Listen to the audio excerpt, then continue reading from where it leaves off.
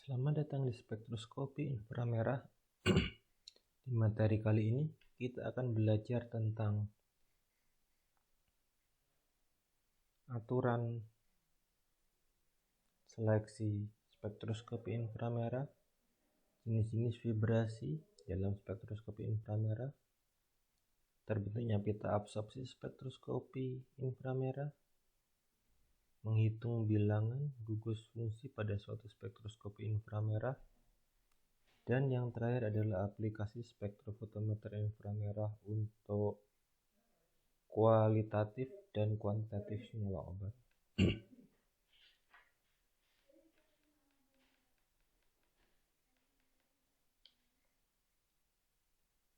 Nah, sebelumnya kita harus mengenali daerah inframerah. Daerah inframerah dibagi atas daerah inframerah dekat atau near inframerah, ada inframerah medium dan inframerah jauh. Untuk inframerah dekat berada pada panjang gelombang 14.000 sampai 4.000 per cm. Untuk inframerah medium ada di 4.000 sampai 400 per cm. Dan inframerah jauh berada pada panjang gelombang 400 sampai 4 per cm. Spektrofotometer inframerah di sini tujuannya adalah untuk mengetahui gugus fungsi dari suatu senyawa, di mana setiap gugus fungsi tersebut memiliki atom yang berbeda, memiliki ikatan yang berbeda. Apabila ikatannya berbeda, maka akan menghasilkan energi yang berbeda.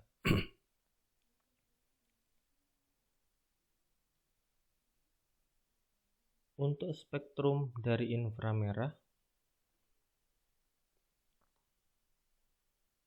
memiliki sifat fisik dan karakteristik yang berbeda. Jadi kemungkinan ada dua spektrum yang memiliki spektrum yang sama.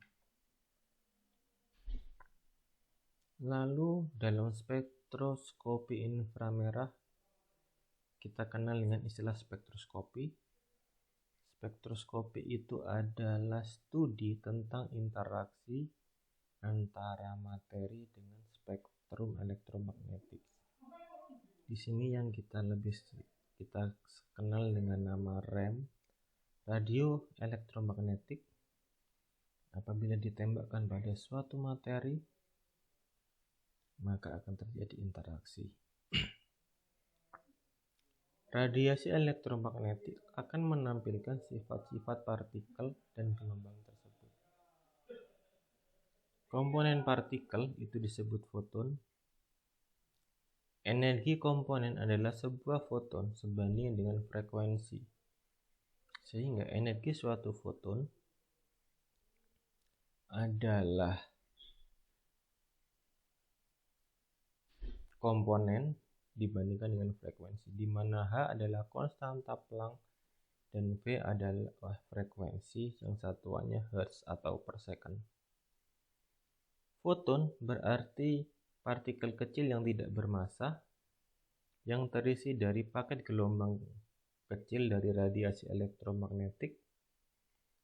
Radiasi elektromagnetik itu atau kita ambil istilah cahaya atau RAM. Bila nanti kita mendengar istilah RAM atau cahaya, berarti itu yang akan digunakan pada istilah selanjutnya.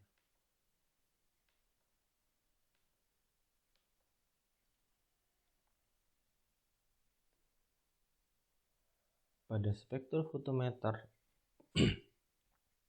kita kenal karena kecepatan cahaya C, itu kecepatannya konstan, adalah 3 kali 10 pangkat cm per second, di mana V adalah frekuensi, sehingga apabila kita untuk menghitung siklus wavelength, maka kita akan peroleh persamaan V sama dengan kecepatan cahaya kita bagikan dengan panjang gelombang. Untuk amplitudo menyatakan gelombang tertinggi atau kekuatan osilasi. Karena partikel atom juga akan menunjukkan sifat-sifat gelombang dan partikel meskipun berlawanan dengan banyaknya radiasi elektromagnetik. Nah, di partikel sendiri apabila terjadi tabrakan antar partikel maka energinya akan hilang sebagai panas dan gerakan. Lalu ada coupling. Coupling ini merupakan gelombang radiasi yang cocok dengan sifat gelombang pada partikel tersebut, dan pasangan ke kuantum berikutnya lebih tinggi ke tingkat energi mekanisnya. Sehingga apabila di sini terminologinya, bila ada jarak dua puncak gelombang, kita kenal dengan istilah panjang gelombang, dan frekuensi dalam Hertz adalah kecepatan cahaya dibagi dari panjang gelombang tersebut.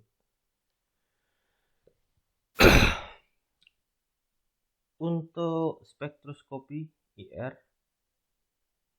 seluruh spektrum elektromagnetik yang digunakan oleh para kimiawan, frekuensi dalam satuan Hertz, dan panjang gelombang dalam satuan lambda, di mana energi yang dihasilkan apabila semakin panjang dari panjang gelombangnya maka energinya akan semakin kecil.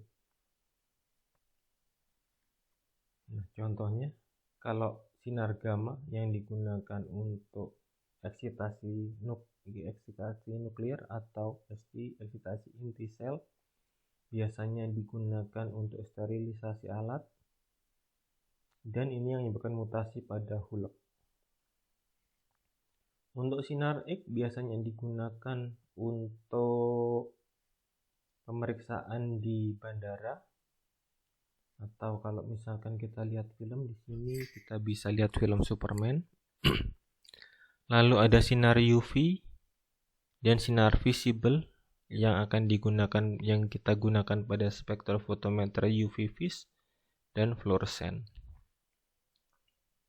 Nah, yang akan kita gunakan di sini adalah spektrofotometer IR, di mana apabila ada interaksi antara sinar IR dengan suatu materi, maka akan menyebabkan vibrasi dari molekulnya. Molekulnya akan bergetar.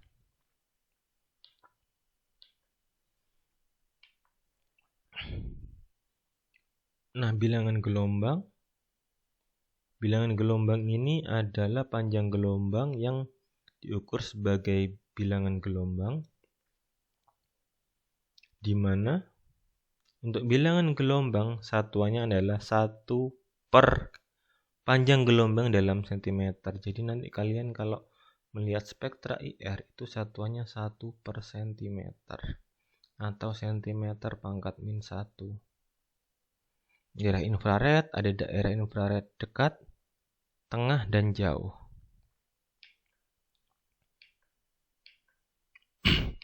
Nah, untuk daerah infrared yang dekat itu ada panjang gelombang 200 sampai 400 per cm. Untuk daerah yang menengah 4000 sampai 200, dan IR jauh ada 200 sampai 10 per cm. Untuk daerah IR yang sering digunakan adalah middle IR dan near IR atau IR dekat dan IR jauh.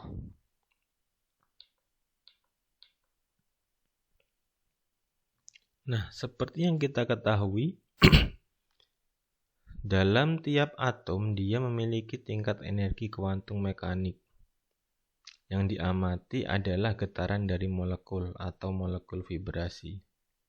Vibrasi ini dianggap bebas.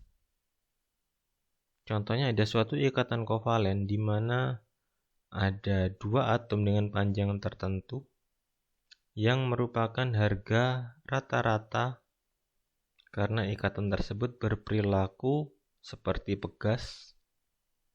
Nah, kalau misalkan kita visualisasikan atom sendiri, dia terus-menerus akan bergerak seperti ini. Yang ini yang dianggap sebagai energi panas. Nah, untuk infrared sendiri dia ada ciri khasnya. Antara lain kalau vibrasinya itu dia ulur, dia akan bergerak seperti ini. Gerakannya itu sama.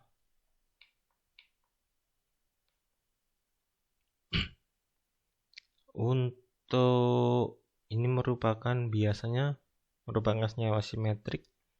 Tapi kalau senyawanya asimetrik, dia bergeraknya kanan dan ke kiri secara bergantian. Itu untuk vibrasi ulur atau yang kita kenal dengan istilah stretch. Lalu ada vibrasi tekuk. Vibrasi tekuk itu ada bentuknya sisar. Ini sisar jadi seperti gunting. Ada yang bentuknya rock. Dia gerakannya ke arah luar semua atau ke arah dalam semua. Ada yang twist, dia arahnya ke arah luar, dan ada wave ke arah dalam. Secara visualisasi 3 dimensi dapat dilihat pada gambar di bawah ini.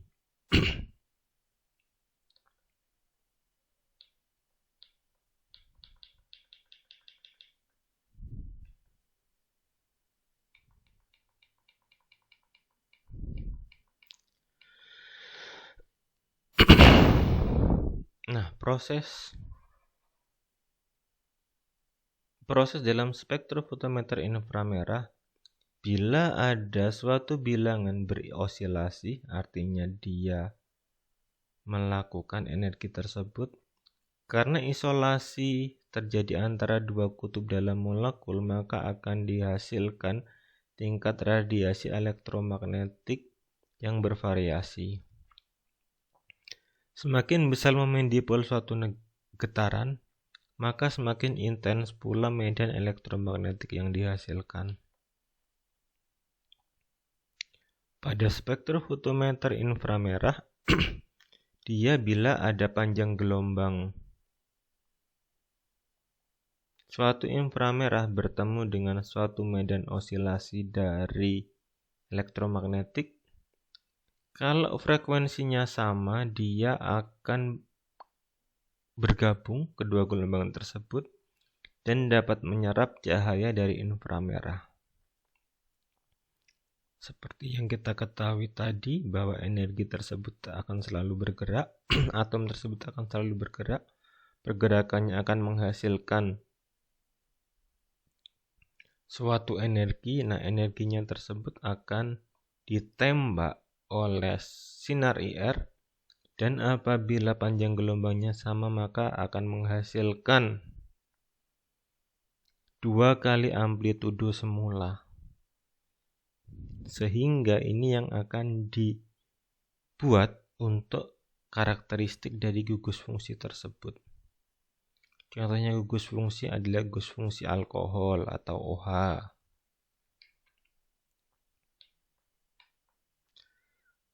Pada spektrum inframerah, energi tekuk akan terjadi frekuensi karakteristik karena untuk setiap energi yang berbeda memiliki tingkatan yang berbeda, otomatis memiliki atom tersebut juga berbeda. Apabila muatan tersebut terlihat, maka akan berbeda pula daripada daerah yang kita lihat. Ini bagian bawah adalah per sentimeter.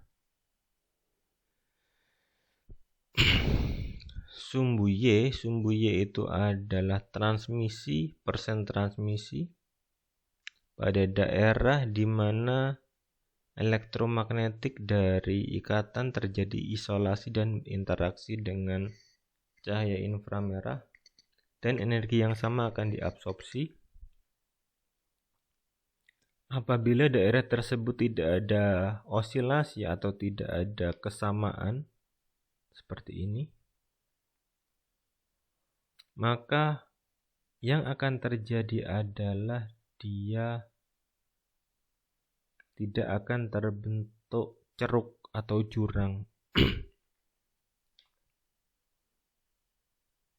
Nah, untuk inframerah, spektrumnya terdiri dari sumbu X dan sumbu Y, di mana sumbu X adalah harga unit suatu bilangan panjang gelombang, yaitu panjang gelombang per setiap satuan sentimeter. Jadi ini per sentimeter atau sentimeter min 1.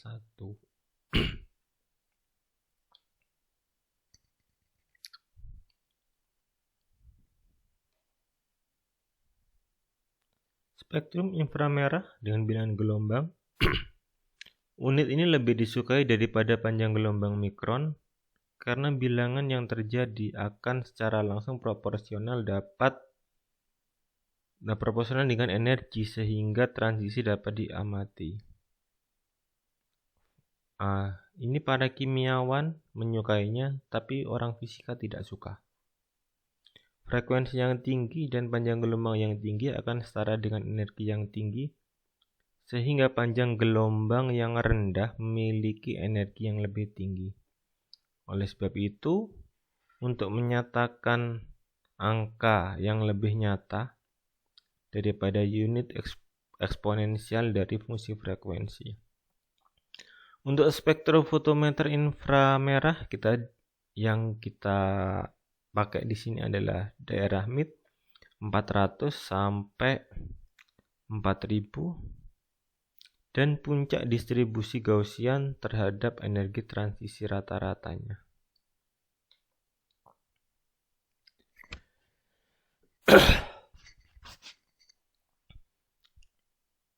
Spektrum inframerah secara umum atom makin ringan sehingga menyebabkan osilasi yang lebih cepat.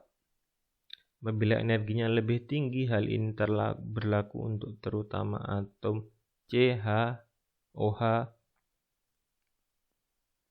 maka energi ikatan makin kuat, maka osilasinya makin tinggi.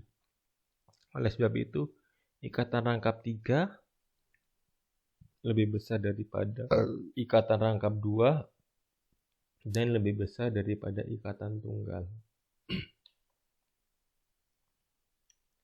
Untuk spektrum IR berdasarkan jenis ikatannya, deteksi jenis ikatan berlawanan dengan metode kromatografi dan spektroskopi inframerah. Puncak di daerah pita IR tidak langsung proporsional dengan konsentrasi gugus pembentuk puncak. Oleh sebab itu, intensitas pita IR yang merupakan faktor energi utama, yaitu berupa energi ulur dan tekuk, memiliki keelektronegatifan yang berbeda antara bentuk ikatan. Kedua efek ini akan semakin besar, momen dipol pada ikatan semakin besar, maka puncaknya juga akan semakin besar. Kalau semakin besar beda elektronegativitas dari suatu atom, maka momen dipolnya lebih besar. Biasanya perubahan momen dipol ini terjadi pada energi ulur, di mana energinya lebih besar daripada vibrasi tekuk. Contoh serapan inframerah, jika ada ikatan rangkap 3, maka akan terbaca pada panjang gelombang 2150 per cm. Untuk ikatan rangkap 2 berada pada 1650 per cm. Dan ikatan rangkap 1 ada di 1200 per cm. Ini apabila pengaruh energi ikatannya meningkat, maka hasilnya panjang gelombangnya akan semakin kecil. Begitu juga kalau misalnya kita lihat momen dipol, di mana apabila ada senyawa dengan keelektronegatifan yang sangat besar, contohnya ada C dengan I, dia bilangannya menjadi 500 per cm. Apabila ikatan C dengan H, dia ikatannya menjadi 3000 per cm. Untuk energi tekuknya, pengaruh energi vibrasi, dia akan terbaca pada 3000 per cm, dan energi teko adalah 1340 per cm. Ingat, energi selalu berbanding terbalik dengan per sentimeter atau dengan frekuensinya. Apabila pengaruh ada hibridisasi, kalau kita punya ikatannya SP, dia energinya 3300, untuk SP3 menjadi 2900 per cm.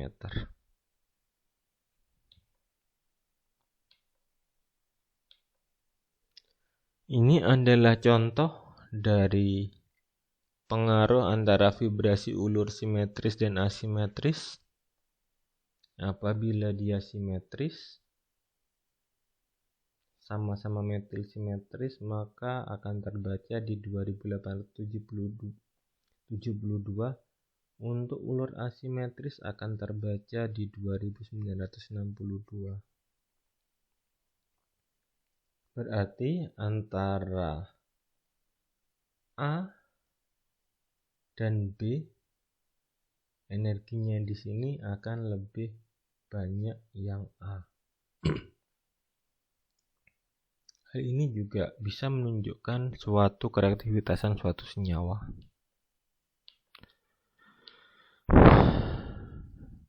Setiap senyawa memiliki 3 gerakan, yaitu ada gerakan translasi, perpindahan satu energi ke titik lain, ada perpindahan rotasi, dia bergerak pada porosnya, ada energi vibrasi, dia bergerak pada tempatnya. Yang seperti tadi ada stretching, ada bending. Untuk ilustrasinya Anda dapat lihat di slide sebelumnya yang dia bisa bergerak-gerak.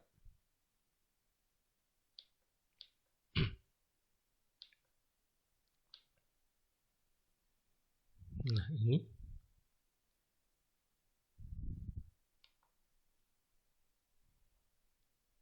di sini ada stretching, scissoring, wagging, asymmetric stretching, rocking, dan twisting.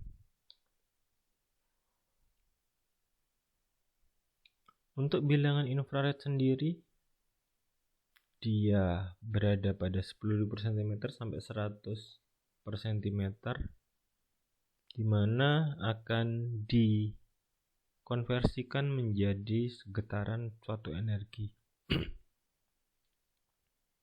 Sehingga apabila kita menggunakan satuan mikrometer, per 1 cm sama dengan 10 pangkat min 4 mikrometer.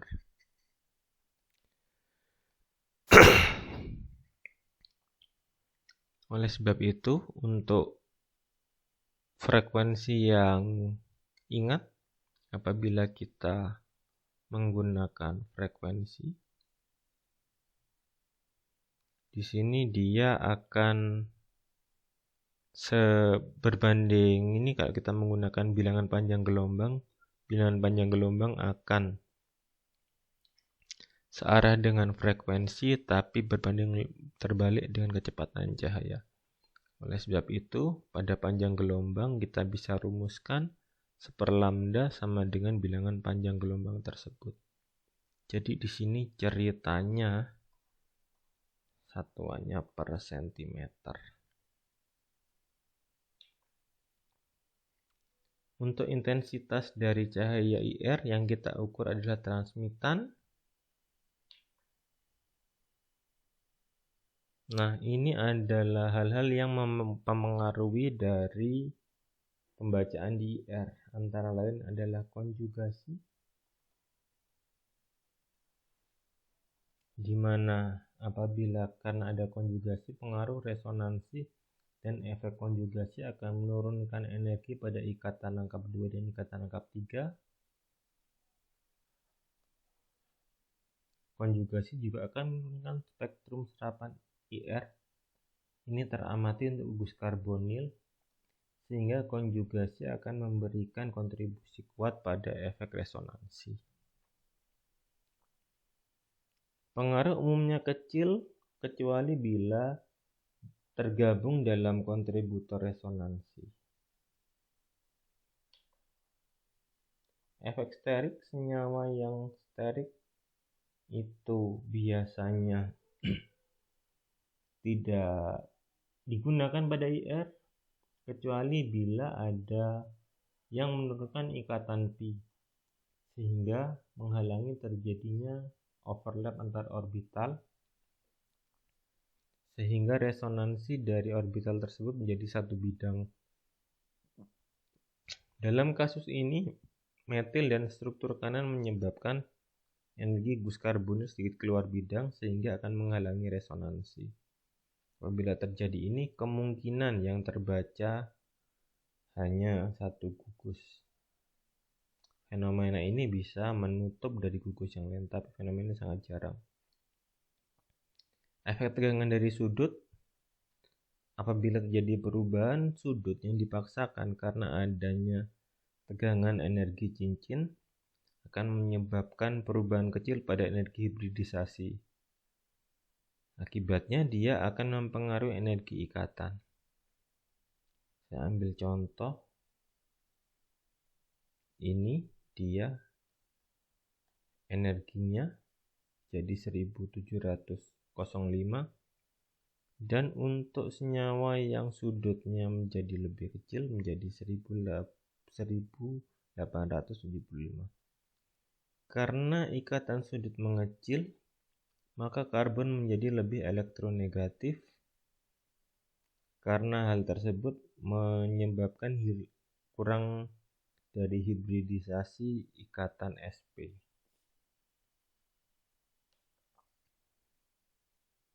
Ikatan hidrogen tersebut akan menyebabkan puncaknya melebar sehingga energi ikatan tersebut menjadi kontinum pada ikatan tersebut. Dalam fase ini mudah teramati.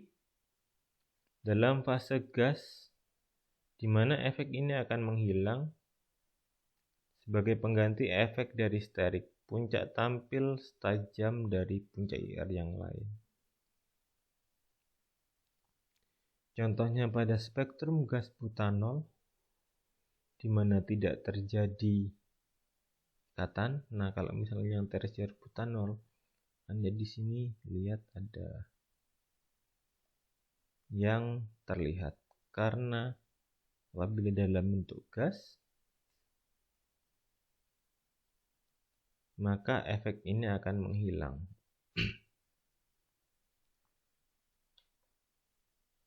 Untuk spektrum inframerah kita kenal dengan istilah strong, medium, weak, dan broad.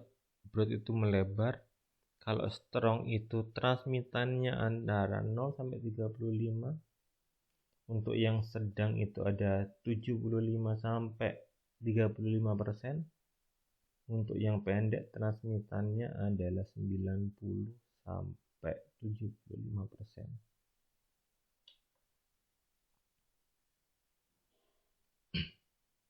Nah, ini adalah karakteristik gugusnya.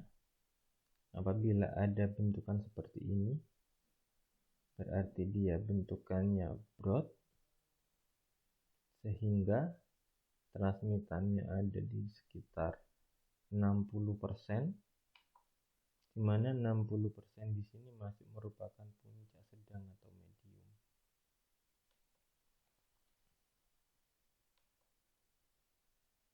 Oke, ini adalah karakteristik beberapa gugus fungsi.